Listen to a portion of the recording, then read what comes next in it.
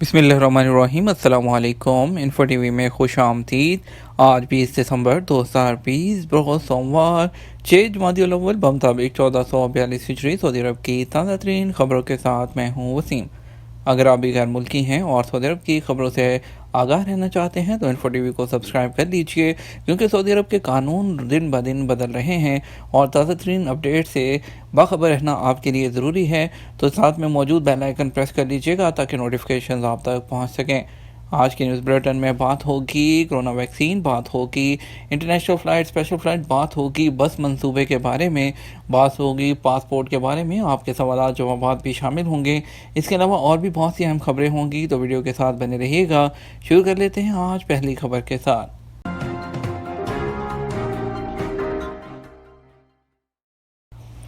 Corona vaccine کے مضر اثرات نہیں، ترجمان وزارت صحت کے ترجمان ڈاکٹر محمد العبد العالی نے کہا کہ کرونا ویکسین مکمل طور پر محفوظ ہے۔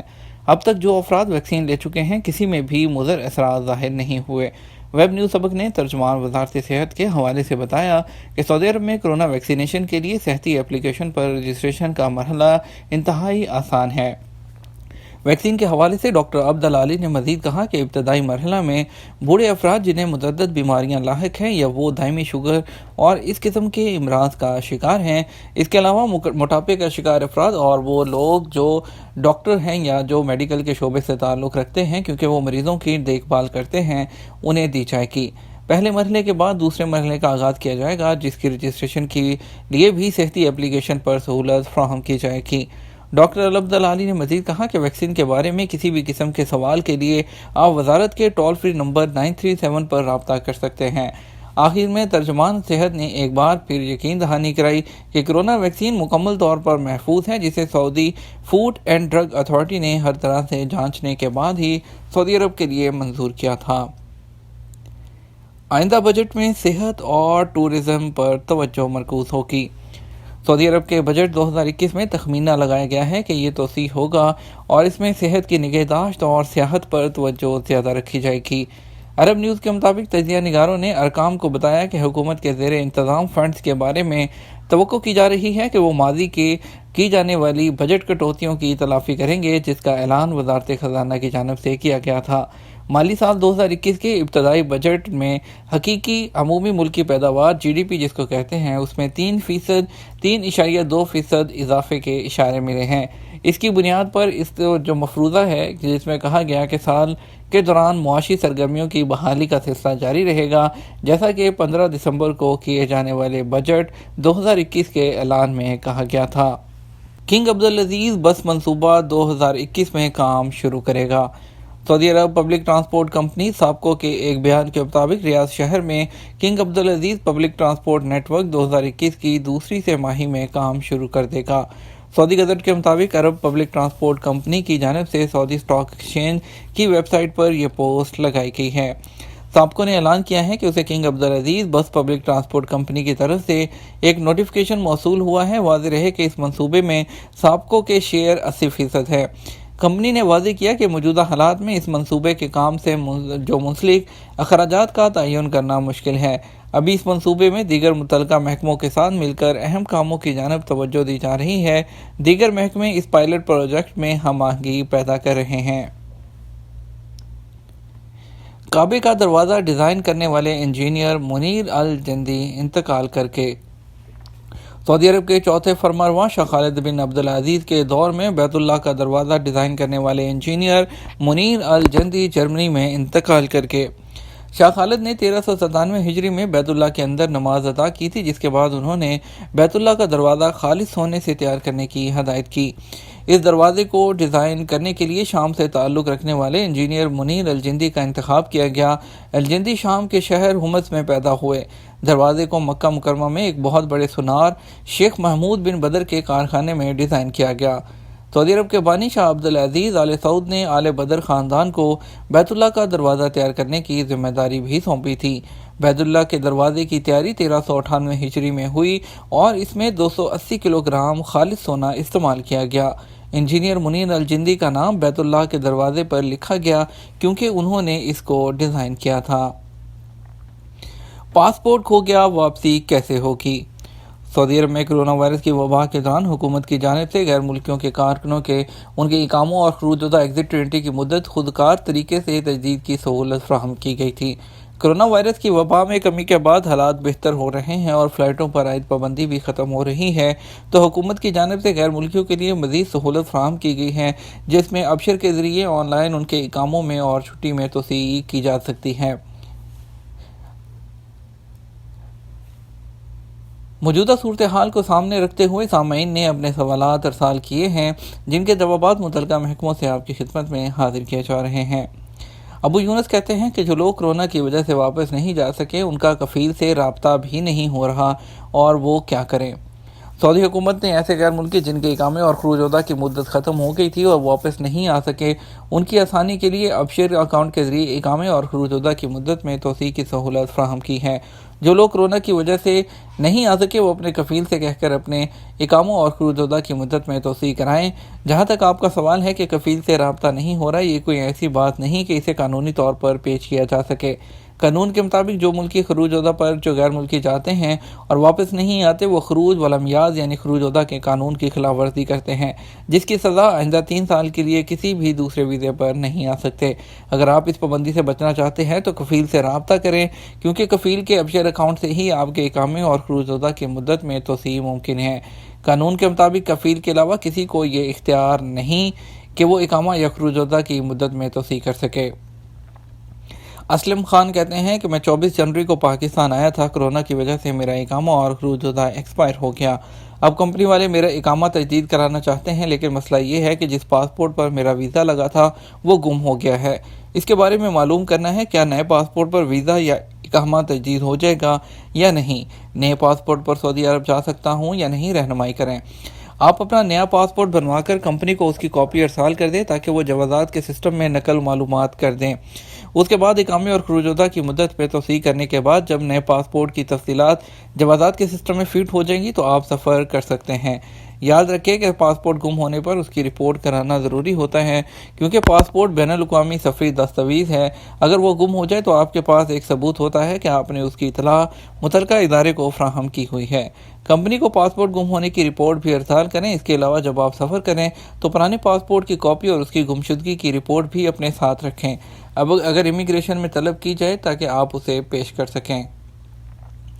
آج بات کریں گے انڈیا کی فلائٹ سے متعلق۔ ایمبیسڈر ڈاکٹر جو اوصاف سعید ہیں، انہوں نے آج پھر ایک میٹنگ کی ہے سعودیہ کے میڈیا پرسن کے ساتھ، اور انہیں ڈیولپمنٹ کے بارے میں بتایا اور ان سے بائلیٹرل ریلیشن کے بارے میں بات چیت کی گئی۔ یہ میٹنگ روزانہ کی بنیاد پر ہو چکی ہیں۔ اگر ان کی پوسٹ کے بعد ان کے کامنٹ دیکھیں لوگوں کے تو لوگ تنگ آ چکے ہیں ان میٹنگز کے ساتھ۔ ان میٹنگز کا کوئی سلوشن نکل کر سامنے نہیں آ رہا۔ لوگ بہت زیادہ جو ہے وہ ایگر ہیں کہ جلد سے جلد ان کو ڈیٹ پتہ چلے کہ کب سعودی عرب کے لیے فلائٹس اوپن ہو رہی ہیں، لیکن پھر بھی آپ ایک جو ریومرز ہیں اور جو کہ ایک ادر سورسز سے خبر آ رہی ہے جو جنوری کی، تو آپ جلد سے جلد اپنے اقاموں اور خروج زدہ میں جو ہے ایکسٹینشن کروا لیجیے اپنے کفیلوں سے اور ٹکٹ، تاکہ آپ جیسے ہی یکم کو اگر جنوری کو اوپن ہوتی ہیں تو آپ فوری طور پر فلائٹ بک کر سکیں، کیونکہ 1/10 سے جب فلائٹس اوپن ہوں گی تو بہت زیادہ رش ہوگا فلائٹس پر۔ ایسا نہ ہو کہ آپ کے پاس وہ ٹکٹ کے لیے جو ہے آپ کے پاس وہ آپ کا اقامہ اور خروج زدہ ہی ویلڈ نہ ہو۔ تو سب سے پہلے وہ کام کر لیجئے، اس کے بعد انشاءاللہ جو ہے جیسے فلائٹ اوپن ہوتی ہیں آپ ٹریول کر پائیں گے۔ کچھ بات کرتے ہیں اسپیشل فلائٹ سے متعلق، پھر مزید خبروں کا سلسلہ شروع کریں گے۔ بات کرتے ہیں آج پہلے پاکستان کی فلائٹس کی، تو آج ملتان سے پہلی فلائٹ جدہ آئے گی PK 9739، اور پھر کراچی سے Jeddah SV 701، Peshawar to Jeddah SV 797 Saudi Arabian airline, Lahore to Jeddah PA 470 Airblue, PA 4700 Lahore to Jeddah Airblue, PK 9755 Sialkot to Riyadh PIA XY 316 Islamabad to Riyadh fly ناس، لاہور سے ریاض ایک آئے گی PIA PK 9725 اور Islamabad to Riyadh Airblue PA 2746، Islamabad to Riyadh SV 723 XY 884 flynas Lahore to Dammam PK 9244 PIA Islamabad to Dammam اور PK 9247 Lahore to Dammam PIA۔ Vande Bharat mission کے تحت لوگوں کی واپسی کا سلسلہ جاری ہے، اور کوزیکوڈ کے لیے پہلی فلائٹ آئے گی جدہ سے SG36 اور دوسری فلائٹ G86791 دلی کے لیے، تیسری فلائٹ SG66 جدہ سے دلی کے لیے، اسپائس جیٹ SG334 احمد آباد کے لیے آئے گی، اور SG69 جدہ سے ممبئی کے لیے آئے گی اسپائس جیٹ کی فلائٹ۔ چنئی کے لیے ایک فلائٹ آئے گی ریاض سے SV3766، ریاض سے دلی کے لیے SV760 سعودی عربین ایئر لائن، لکھنؤ کے لیے ریاض سے ایک فلائٹ ہے گو ایئر کی، پھر G86798 ریاض سے دلی، اور ریاض سے دلی ہی ایک انڈیگو کی فلائٹ 639-206 بھی آئے گی۔ IX154 Dammam to Trivandrum, SV3873 Dammam to Trivandrum, AI1914 Dammam to Lucknow Air India, G86795 Dammam to Delhi Go Air, اور آخری فلائٹ 6E9441 جائے گی دمام سے دلی کے لیے۔ مزید خبروں کی طرف بڑھتے ہیں۔ کرونا سے ایک دن میں 156 افراد صحت یاب ہو کے سعودی عرب میں گزشتہ 24 گھنٹے کے دوران کرونا کے مزید 162 کیسز کی تصدیق ہوئی ہے، جبکہ ایک ہی دن میں اس مہلک وائرس سے 10 افراد ہلاک ہو گئے۔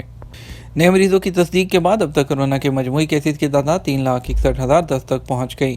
سعودی خبرسا ایجنسی کے مطابق وزارت صحت کی جانب سے اعداد و شمار کے حوالے سے بتایا کہ ریاض ریجن میں کرونا کے سب سے زیادہ مریض سامنے آئے، جن کی تعداد 40 رہی۔ ویزا پابندی عارضی اور کرونا کی وجہ سے ہے، اماراتی وزیر خارجہ۔ متحدہ عرب امارات کے وزیر خارجہ شیخ عبداللہ بن زائد ال نہیان نے کہا ہے کہ متحدہ عرب امارات اور پاکستان کے مابین دو طرفہ تعلقات میں گہرائی بھی ہے اور ان میں مزید وسعت کی گنجائش بھی ہے۔ امارات کے وزارت خارجہ کی جانب سے جاری بیان کے مطابق وزیر خارجہ شیخ عبداللہ نے کہا کہ امارات 15 لاکھ پاکستانیوں کا دوسرا گھر ہے اور موجودہ سفری پابندیاں کرونا وائرس کی وجہ سے وبا کی وجہ سے عائد ویزوں کے اجراء میں جو پابندیاں لگائی گئی ہیں وہ عارضی ہیں۔